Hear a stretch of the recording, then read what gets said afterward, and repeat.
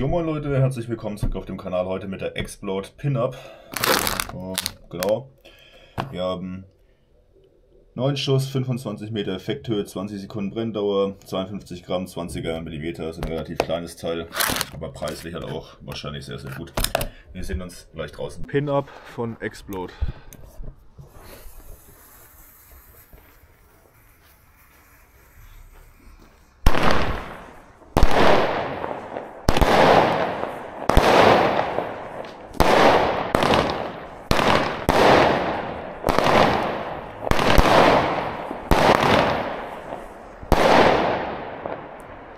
Auch sehr schön.